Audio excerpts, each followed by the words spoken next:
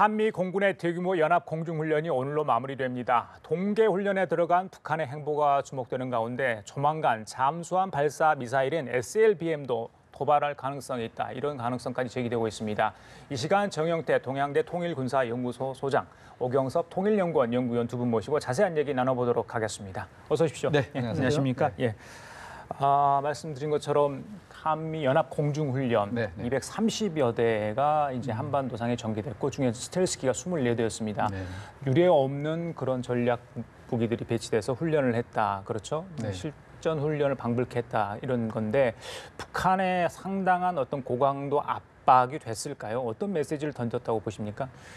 상당한 고강도 압박이죠. 실적으로 왜냐하면은 이번에 그 공중 훈련에 참여한 소위 그 전투기들을 이래 본다면은 이제까지 우리가 물론 이제 연례적으로 해온 그런 그 훈련 수준을 넘어서 일단 그 참여하는 대수부터 시작하고 그다음에 또 종류부터 시작을 해서 이것은 이제 그야말로 실전에 방불하는 어떤 극에 대한 대비 훈련이었다 이래 사실 볼 수가 있죠. 그것은 바로 뭐냐고 하면은 북한이 이 핵 미사일과 같은 그런 식으로 개발을 해서 자기들이 아무리 위협을 한다 손 치더라도 이러한 어떤 그 실전 대응 능력을 갖춘 우리가 특히 그 한미 또 우리 또 앞으로 또 한일 뭐 관계 또 미일 관계라든가 이런 것을 우리가 다 같이 그 협력을 해서 한다면은 그것은 뭐 대단한 그런 또 위협 능력을 실제 갖고 있는 것이 아니냐. 그러니까 상당히 실질적 억제 능력이 있기 때문에 너희들이 핵 미사일을 개발해서 위협한다 해서 그거는 거의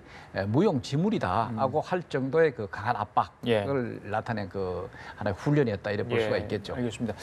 앞으로도 이런 훈련은 계속 되겠죠. 지난번에 우리 한미 양국 군이 또 약속한 부분도 있고요. 앞으로 그 한미 연합 훈련은 지속적으로 진행할 겁니다. 특히 이제 이번 훈련이 그 북한의 핵심 표적 700개를 동시에 타격할 수 있는 훈련을 실행했기 때문에 맞습니다. 사실상 지금 미국이 계속 군사적 수단을 사용해서 북한 핵을 제거할 수 있다. 군사적 수단에 계속 가까이 가고 있다. 이런 식의 이제 위협을 하고 있는데 북한으로서는 굉장한 압박이 될 수밖에 없고 사실상 한미 양국은 특히 미국 입장에서는 언제든 북한의 핵에 대해서 군사적 수단을 사용할 수 있는 준비를 끝냈다. 이렇게 볼 수 있습니다. 그래서 앞으로도 그 북한을 압박하는 차원에서 한미 연합 훈련은 지속될 것으로 생각합니다. 알겠습니다. 지금 김정은이 저 양강동가 가 있다고 그랬잖아요. 엊그저께. 그럼 지금 계속 거기 있는지를 모르겠어요. 근데 이게 과연 한미 연합 훈련과 관련성이 있는지 일각에서는 아마 뭐 다른 그냥 민생 지도 차원에서 간 거다 이런 이야기도 있는데 어떻게 보세요, 소장님? 그건 뭐 우리 쪽의 해석이죠.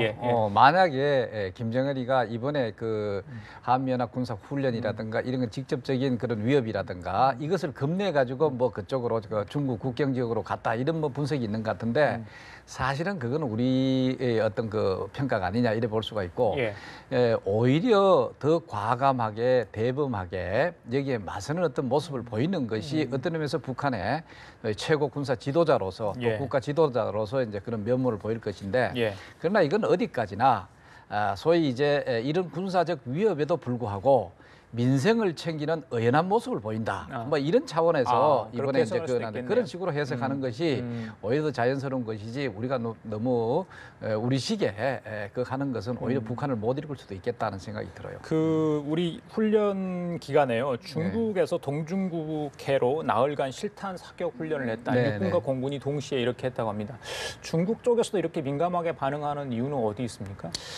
사실 이게 또 좀 재밌는 얘기인데 중국이 뭐 북한의 이 여러 가지 그 소위 이제 핵 미사일이라든가 이런 어떤 공격 위협이라든가 그리고 또 이번에 한미 연합 공중 훈련 이 자체도 물론 이제 자기들한테 그 안보적으로 위협이 된다면 거기에 이제 맞받아치면서 뭔가 이게 대응 훈련 비슷하게 한 측면은 사실 있긴 있습니다. 그런데 왜 이제까지 사실 이런 거 잘 안 했거든요. 그런데도 불구하고 한 이유는 저는 이렇게 봅니다. 항상 말이죠. 그 권위주의 체제. 이런 그 체제가 자기 어떤 그 여러 가지 정책이라든가 대내적인 정치적 목적을 위해 가지고 어떤 의미에서 대외적인 어떤 위협이라든가 이것을 조금 더 강화를 하고 그것을 또 통해 가지고 내부적으로 결속을 시키고 소위 이제 시진핑 체제가 새로 또 출범을 했으니까 여러 가지 내부적인 강경정책을 쓰고 있는 건 이미 알려진 사실 아닙니까? 이것을 어떤 의미에서 좀 잠재우고 나름대로 좀 이 그 질서를 유지하고 하는 데 있어서는 이런 외부적인 안보적인 그런 차원에 있어서 그걸 적극적으로 활용하는 그런 모습도 보이고 있지 않느냐. 그래서 이번에 이제 한미 간의 이 공중 훈련을 한다든가 이것을 어떤 의미에서 일반 그 중국인들이 보기에는 뭐 충분히 미국이 이 그 소위 한반도를 중심으로 이 동북아에 있어서 뭐 소위 패권을 유지하기 위해 가지고 아니면 직접적으로 군사 위협을 줄 수 있는 그런 강한 위험성이 있다는 것은 어떤 의미에서 아주 좋은 핑계거리가 될 수가 있는 거죠. 거기에 맞받아치는 형태로 좀 더 적극적으로 움직이는 것이 아닌가 이래 또 볼 수도 있겠습니다. 알겠습니다. 중국 관련 얘기를 했기 때문에 뭐 좀 더 나눠볼게요. 저기 오 의원님, 최근 중국 언론들이 북한 관련 보도가 좀 심상치 않은데요. 이게 중국 접경 지역이죠. 지린성 기관지입니다. 길림일보인가요? 거기서요. 그 핵전쟁 대비 요령을 대대적으로 보도했고 황구15는 핵공격 타겟이 한국이니까 걱정하지 마라 이런 얘기를 했어요. 그래서 외교부에서 우리 외교부에서 그 황구15에 대해서 항의의 뜻을 전달하겠다까지 이야기를 하지 않았습니까? 이런 게 그러니까 중국 측의 어떤 보도 사실관계를 떠나서 왜 자꾸 이런 걸 보도를 하는지 일단 이유가 궁금해요. 일단 중국에서도 지금 북한 핵 위기가 상당히 심각한 상황이라고 보고 있는 것 같습니다. 아, 그래요? 특히 이제 최근에는 그 중국 그 군부에서도 미국하고 미국 군하고 함께 합동 회의를 해서 쿠바 미사일 위기에 대해서 서로 분석하고 대응 방안을 논의하고 이렇게 했습니다. 그래서 아마 중국 쪽에서는 지금 미국의 어떤 북핵 대응이 상당히 군사적 수단을 사용하는 방향으로 가고 있지 않느냐라고 하는 점에 대해서 상당히 우려하고 있는 것 같습니다. 그렇기 때문에 중국 내에서도 비록 그 중국하고 북한하고 지금 국경지대인 지린성 쪽에 이제 길림일보나 이런 쪽에서는 실제 핵 관련 그 위협에 대해서 어떻게 대응해야 되는가에 대해서 뭐 신문에 이렇게 보도하기도 하는 이런 식의 대응을 하고 있는 게 아닌가 생각이 되고요. 뭐 그 확실한 건 중국 측도 이 위협에 대해서 상당히 그 높게 지금 위기 수준을 높게 보고 있다 이렇게 볼 수 있을 것 같습니다. 이걸 중국 국민들이 읽고 난다면 좀 심상치 않구나 이렇게 받아들일 거 아니에요. 그 사실 확인도 사실 안 되는 상황에서 어떻게 그런데 이 황구15 자체는 중국인들이 그렇게 많이 보는 신문이 아닙니다. 이거는 어떤 면에서 대외적으로 오히려 우리 대한민국과 같은 이런 어떤 그 직접 관계가 있다든가 이런 데 인위적으로 이제 우리 그 언론이라든가 이게 봐서 그렇지 사실은 그 중국 일반 국민들이 이 황구15 사실은 그 자체가 판 자체도 그렇고 그렇게 우리 소위 찌라시 비슷한 어떤 그런 수준에서의 이거거든요. 물론 이제 이게 이제 그 황구15 자체는 뭐 당의 어떤 그 기관지 비슷하게 자매지 비슷한 어떤 그런 형태를 띠고 있지만 그러나 이게 상당히 나팔수 역할을 많이 하는 그런 그 신문이라고 볼 수가 있죠. 자, 이런 경우도 마찬가지입니다. 예를 들어서 이제 이번에 그 북한의 핵미사일 중국이 북한의 핵미사일 그 자체를 그 위험스럽게 생각한다는 이건 말이 안 되거든요. 중국이 그러면 핵이 없는 우리 대한민국 같은 그런 국가도 아니고 사실은 그 북한같이 핵미사일 위협을 한다. 뭐 거기에 대해서 이제 이걸 부각을 시킨다는 그 자체도 그만큼 이제 북한의 핵미사일 이런 문제를 중심으로 해서 중국 국민들이 인민들이 말이죠. 그 막연하게나마 여기서 이제 그 위협성을 느끼고 있다. 그것으로 인해 혹시 내부적으로 무슨 혼란이 조성된다든가 특히 동북아 삼성이라든가 이쪽 지역의 어떤 그런 질서 이런 것을 위해서 일단은 부각을 시켜놓고 그러나 그것은 자기들한테 타겟이 안 된다. 오히려 한국이 된다. 뭐 이건 뭐 솔직한 얘기를 하긴 한 거죠. 뭐 직접적인 그 위협은 우리 대한민국한테 아니면 미국한테 이런 식으로 되니까 그 뭐 자기들은 동맹이니까 갔는데 그런데 중국도 잘 알아야 됩니다.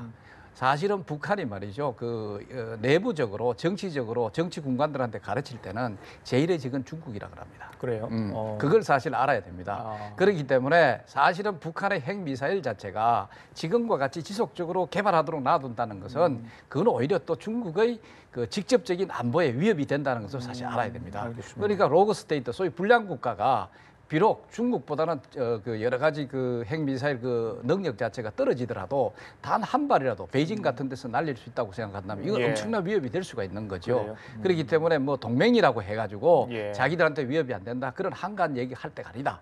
이래 봐야 됩니다.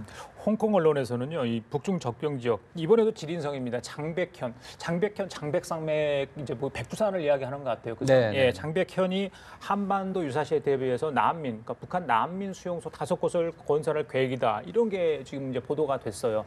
자, 이거는 뭐 글쎄요, 북한이 뭐 전쟁에 직면했거나 아니면 뭐 내부 자체 뭐 붕괴거나 하여튼 최악의 상황에 대비해서 이런 걸 만들 수 있는 상황 아니겠습니까? 이렇게까지 보도를 했다. 이거 사실관계 좀 파악을 할 필요가 있어 보이는데 굉장히 중요한 거 아닌가요? 예, 굉장히 중요한 문제인데요. 일단 장백현은 북한하고 해산하고 바로 맞닿아 있습니다. 그래서 북한에 상당히 심각한 문제가 발생했을 때 난민이 가장 많이 넘어올 수 있는 곳이 해산을 통해서 이제 장백현으로 넘어올 수 있다고 보고 있습니다. 그래서 중국이 지금 한반도 평화와 안정을 계속적으로 얘기하는 이유는 이 중국의 가장 큰 우려는 북한이 불안정한 사태가 돼서 대규모 난민이 중국으로 넘어왔을 때 동북 삼성 지역이 상당히 불안정해질 수 있다라고 하는 걸 우려하고 있습니다. 그래서 과거부터 이 수용소 건립하는 문제, 난민 수용 문제에 대해서 중국은 준비하고 대비를 해왔는데 지금 또다시 이 난민 수용소 5개 정도를 설치하겠다 이렇게 그런 이야기가 나온다는 얘기는 지금 북핵 상황을 상당히 엄중하게 보고 있다. 뭐 이런 것의 반영이라고 봅니다. 그래서 중국 그 지방 정부 같은 경우는 특히나 이제 그 한반도에서 특히 북한에서 군사적 문제가 발생했을 때 불안정한 상황이 발생했을 때 그 난민을 수용하는 문제를 실제 계획을 마련하고 대비하는 이런 준비를 하고 있는 게 아닌가 이렇게 생각이 되고요. 우리 정부는 그런 거 없습니까, 소장님? 그런 상황에 대비해서 뭐.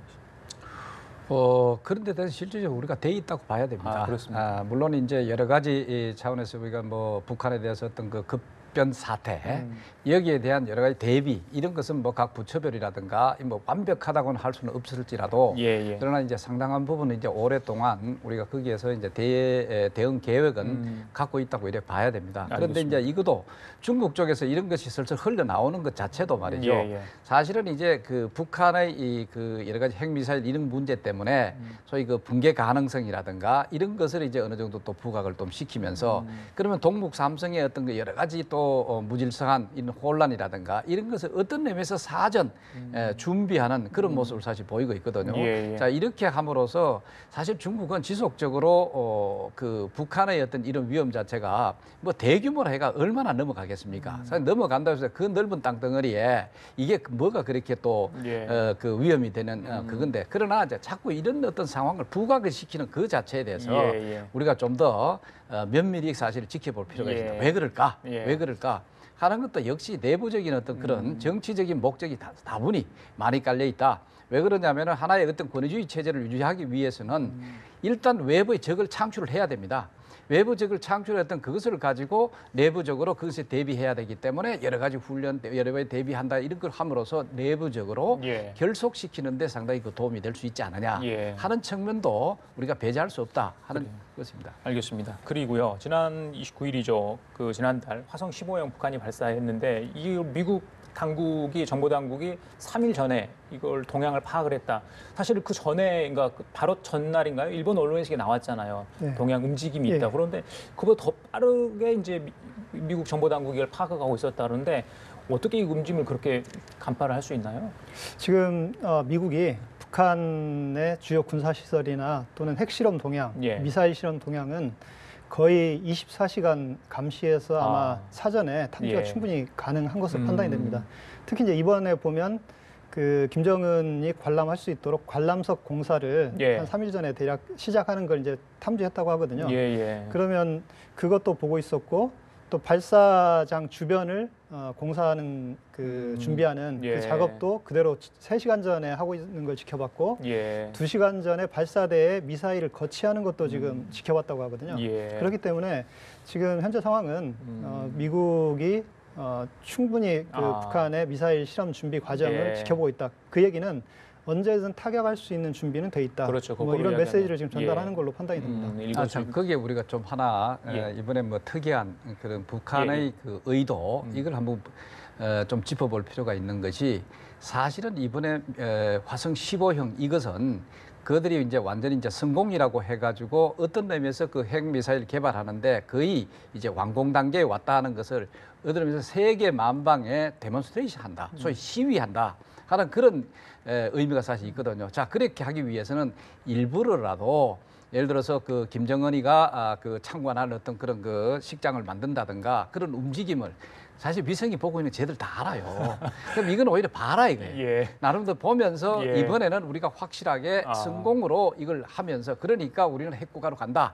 이런 능력을 갖고 있노라 하는 것을 오히려 알리는 그런 측면이 사실 있다. 자, 그렇기 때문에 이번 이거 하나만 가지고도 가지고 완전히 북한의 사실 움직이는 이런 어떤 그 여러 가지 기습적으로 미사일 발사를 하는 걸 항상 다 포착할 수 있다 이런 식으로 만족할 수는 없다. 근데 이번 경우는 상당히 스스로가 많은 부분을 북한이 노출했을 가능성이 의도적으로 노출했을 가능성이 크다. 그런 측면도 이번에 봐야 된다. 알겠습니다. 그렇기 때문에 화성 15형의 그 발사 자체가 상당히 그 의미 있는 어떤 그런 그 계기가 아니었나 이런 생각이 들죠. 지금 화면 보시면 이제 발사 직전, 발사 이후에 지금 모습 보고 계시는데 지금요 자유아시아 방송에서 그 발사 당시 북한 군인 한 명이 화염이 휩싸여 빠져나지 못했다. 그래서 지금 뭐 사망했다 이런 이야기도 있는데 지금 잠깐 화면 보시면요 지금 빨간 동그라미 보시게 될 겁니다. 저게 과연 어떤 사람인지 아니면 일부에서는 뭐 시설물 아닌가 이런 이야기도 나오는데 그런데 이제 간부들이 저걸 보고 깜짝 놀랐다는 거 아닙니까? 그래서 영상이 편집돼서 처음에는 그렇게 온전한 영상이 발사장면이 나갔는데 저 사람으로 추정되는 저게 화염에 휩싸이다 보니까 편집해서 삭제를 한 다음에 다시 내보냈다 이런 주장이 있거든요. 어떻게 보세요? 뭐 그럴 가능성은 있죠. 저런 거 이제 저 사실 그 발사를 할 때 뭐 완벽하게 안전을 확보를 하고 그래 한다고는 볼 수 사실 없습니다. 저들은 이제 뭔가 이게 실용성, 실질적인 어떤 그런 데 초점을 두는 것이지 뭐 이런 여러 가지 우리처럼 뭐 온갖 그 안전을 강구를 하고 난 다음에 한다고 볼 수는 없습니다. 그렇기 때문에 저런 형태의 사고는 충분히 일어날 수 있다고 사실 봐야 되죠. 그렇다 해가지고 저것이 뭐 굉장한 어떤 그 뭔가 그 의미를 지닌다 이렇게 볼 수도 사실 없는 거고 그래요? 사실 북한이 하는 일이라는 것은 사람의 안전 같은 것은 그렇게 중요시하고 있지 않다 이렇게 볼 수가 있죠. 통제선을 확보하지 않은 채 저런 탄도미사일 발사 실험을 했다 좀 이해가 안 가는 부분이 분명히 있어 보입니다. 자 그리고요 제프리 펠트만 유엔 사무처장 오늘 방북을 마치고 돌아옵니다. 김정은은 안 만난 것 같아요. 보니까 지금 보도가 안 나오잖아요, 그죠? 글쎄요, 뭐 외무상도 만나고 했다는데 북한에 어떤 메시지를 전달했을까요? 일단 그 북한의 국제 사회의 우려에 대해서 뭐 전달했을 겁니다. 그래서 북한 핵 문제가 상당히 위험한 수준으로 가고 있기 때문에 유엔에서도 이 북핵 문제가 군사적 어떤 충돌로 가지 않고 대화나 협상을 통해서 해결될 수 있도록 어떤 중재하는 역할을 아마 하고 싶어 했을 겁니다. 하고 싶다는 의사 정도만 표시를 했을까요? 그랬을 가능성이 있는데요. 문제는 유엔이 이 문제에 대해서 역할을 할 수 있는 뭐 그런 아무런 힘이 없기 때문에 사실상 북한 측에서도 그 유엔 사무차장 방문을 그렇게 비중 있게 생각하지 않은 것 같습니다. 그 얘기는 김정은과 면담을 안 했을 가능성이 상당히 높은 것 같고요. 그리고 북핵 문제와 관련해서도 뭐 의미 있는 어떤 대화가 이루어졌을 가능성은 낮은 것 같고 원칙적으로 이 평화롭게 해결하자, 대화를 통해서 해결하자, 그리고 군사적 어떤 충돌은 막아야 된다. 이런 정도 얘기를 했을 가능성이 높고 다만 북한에서는 유엔 쪽에 그 자국의 입장을 그 미국의 어떤 체제 위협 때문에 핵을 어쩔 수 없이 개발할 수밖에 없다. 그리고 거기에 대해서 미국이 체제 안전 보장을 해줘야 된다. 이런 식의 어떤 이야기를 전달했을 가능성이 있다고 봅니다. 알겠습니다. 이런 와중에 러시아가요. 계속 외무장관도 그렇고 외무차관도 그렇습니다. 북한이 중국과 러시아가 아니라 대화를 통해서 미국을 통해서 안전을 보장받고자 한다. 이런 발언을 지금 하고 있습니다. 그래서 북미 대화 하라는 쪽으로는 촉구하는 목소리를 내고 있거든요. 이건 어떻게 좀 봐야 되는 겁니까? 그거는 지금 그 북한이 예. 지속적으로 이 핵미사일 수단을 개발을 해가지고 이것을 가지고 미국을 그 협상회장에 끌어들여서 그 목표 자체가 앞으로 주한미군 철수하게 한다든가 소위 이제 미국의 한반도에 있어서의 군사적 개입 이 자체를 그 억제하고 이걸 어떤 의미에서 폐기하는 예. 그게 사실 일차적인 목적이라고 볼 수가 있죠. 자, 그렇다면은 이거는 이제 뭐 대한민국하고 뭐 남북 대화를 통해서 할 수도 사실 있기는 있지만은 그것도 예. 제한성이 있다고 보고 예. 그러나 어디까지나 이것은 미국과 직접 담판을 벌여가지고 해야 되는 어떤 그것이라는 것을 충분히 그 지속적으로 또 러시아라든가 중국에 밝히고 있는 것이고 또 세계적으로 여러 가지 유엔 이런 그 무대에서도 지속적으로 밝히는 것이거든요. 그러니까 러시아에서 이렇게 얘기하는 것은 그렇게 새로운 얘기는 아니다. 지속적인 그 북한의 주장을 그냥 한번 다시 되풀이하는 그런 수준에 불과하다 이래 봐야 되겠죠. 알겠습니다. 그 이제 올해가 얼마 남지 않았는데요. 북한이 올해 너무 많은 도발을 하지 않았습니까? 그 마지막 도발 가능성이 있다 연내 이런 얘기 계속 나옵니다. 그 도발 카드는 SLBM 잠수함 탄도 미사일이 아닌가. 정부 측에서도 움직임이 좀 포착되는 것 같다 이런 식으로 좀 보도가 됐고 일본도 그렇고요. 미국 쪽도 이런 얘기가 나오는데 어떻게 보십니까? 그 부분은? 자, 그러면 이제 그 북한이 미국을 군사적으로 그 압박을 할 수 있다라고 하는 것은 이제 장거리 미사일을 통해 소위 ICBM을 통해 가지고 미 본토를 그 가격을 할 수 있다. 소위 이제 평양 주변에서라든가 바로 날릴 수 있는 이게 하나 사실 있고 예. 그 다음에 이제 미국을 또 보다도 또 어렵게 만드는 것이 뭐냐면은 소위 잠수함 이런 것을 수중에서 바로 기습적으로 미 본토를 혹은 뭐 괌이라든가 아니면은 주일 미군이라든가 이런 것을 희생을 시킬 수 있다.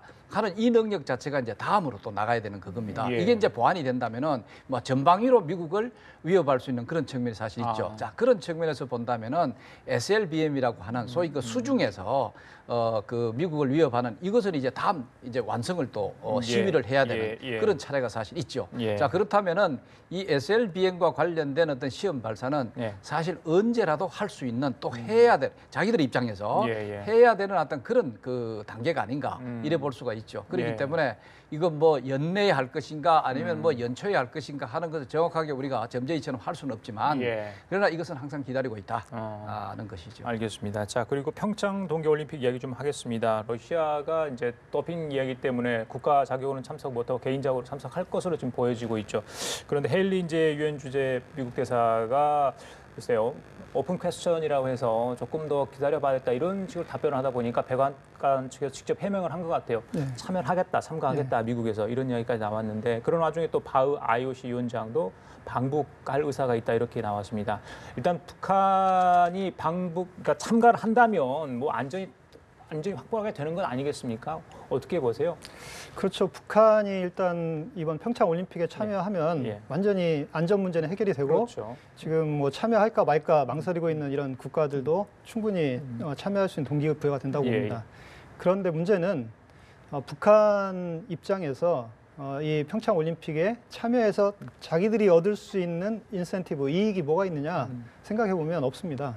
그렇기 때문에 이 북한이 참여하면 우리에게는 굉장히 좋죠. 평화올림픽의 이미지를 우리가 부각시킬 수 있고 또 이 올림픽 자체의 IOC 차원에서도 이 올림픽을 흥행시킬 수 있기 때문에 굉장히 북한 참여가 중요한 어떤 목표라고 할 수 있는데 북한이 여기에 참여하면 뭐 우리만 좋은 일을 시킨다고 볼 수 있기 때문에 사실상 북한으로서는 이 올림픽 참여에 대해서 그렇게 긍정적으로 이렇게 생각하고 있을 가능성은 낮다고 봅니다.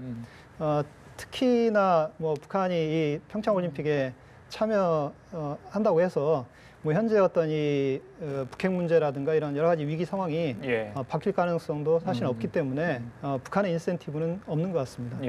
뭐 선생님 하실 말씀 참. 아니 이제 그냥 지금 평창 올림픽에 대해서 북한이 이제는 이제 기본적으로 자기들이 핵무력 완성이다, 성공했다 이런 식으로 이제 일단 마침표를 찍어서 줬으니까 그 다음은 사실은 이제는 핵국가로서의 미국과의 대화 이것을 창출해내야 된다는 거죠. 그러면 이제 앞으로 대화 국면을 만들어야 되는데 이것을 그런데 평창 올림픽을 좀 활용할 가능성은 그게 이제 그 하나의 기회인 것만은 분명한데 예. 그러나 과연 그 북한이 이런 합리적인 판단을 할까 하는 것은 역시 오경석 박사께서 얘기해 주신 대로 상당히 그 의문은 든다. 이렇게 볼 수가 알겠습니다. 있습니다. 예, 그렇게 정리를 하겠습니다. 자, 지금까지 정영태 동양대 통일군사연구소 소장, 오경섭 통일연구원 연구위원이었습니다. 또 오늘 말씀 감사합니다. 네.